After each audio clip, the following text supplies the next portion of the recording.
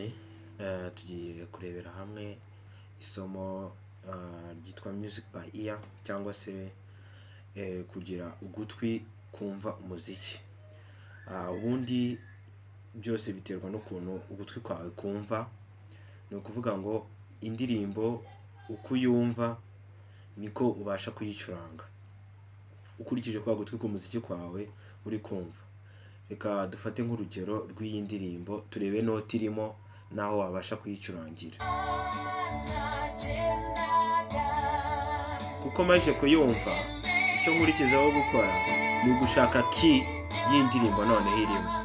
Ndayishakira kuri uyu murya wa gatanu cyangwa se kuri string ya gatanu, niho nshakira iyo ndirimbo. Urumva ko iri hano muri D. Ahita nyicuranga.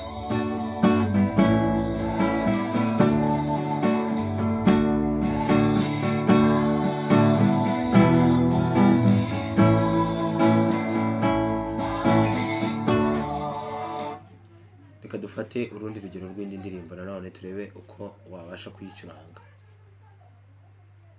Turebe key yayo nuko wayicuranga.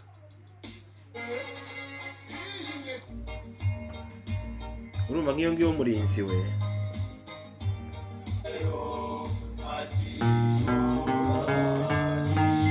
Urumva ko iri muri D sharp cyangwa se Re jazz.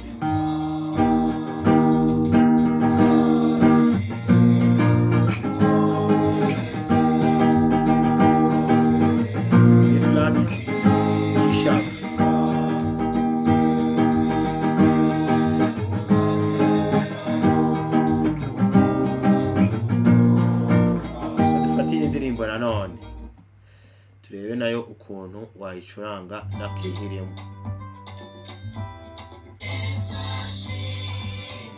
Nanone ni kuri string ya gatanu ushobora gushakira key irimo nta kibazo. Urumva ko ahangaha ngeze ni muri G. Bahita mfata code ya G.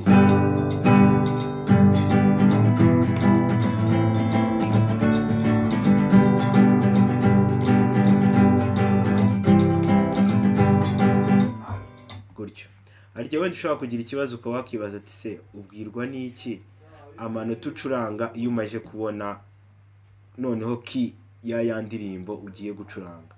Nuvuga ngo kugira ngo umenye amanota ugiye gucuranga n'ubundi ni kwa gutwi bigusaba kuba ufite, kubera ko udafite ugutwi kumva ya manota bagiye kwimukiramo ntago wabishobora. Bigusaba kugira ngo nibura urebe nk'indirimbo nk'eshanu cyangwa 10 zigenda gutyo, none nawe ukazicuranga. Tugirebe key yayo. Urumva ko iri muri D minor cyangwa Re minor.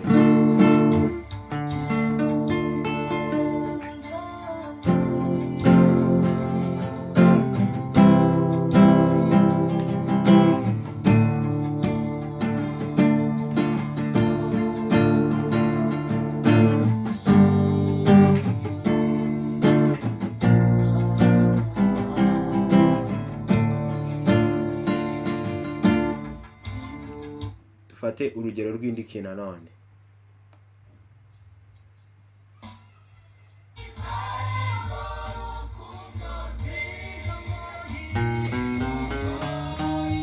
Ni muri D sharp.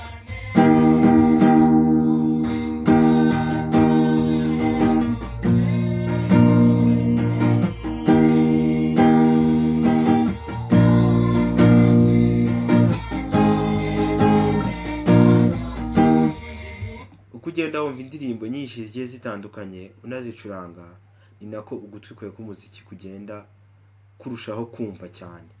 Murakoze.